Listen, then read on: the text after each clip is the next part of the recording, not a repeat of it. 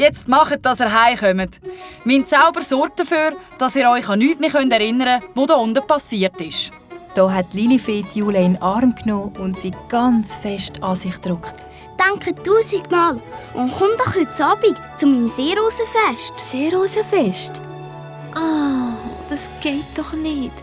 Die Seekönigin erlaubt es mir nicht, an Land zu gehen. Es darf mich doch niemand sehen. Verehrte Königin, bitte sind Sie gnädig.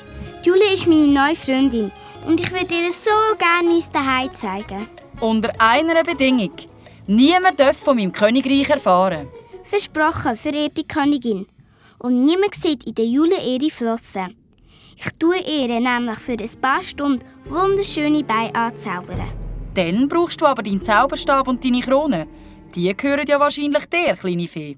Die Seekönigin hat gelächelt und mit ihrer Flosse einem Fisch gewunken, damit er der Lilifee die Krone und den Zauberstab bringt. Danke viel mal, Majestät. Dann hat die Lilifee den Carlos gepackt. Komm, Carlos, wir schwimmen heim. Also ihr zwei, bis heute Abend.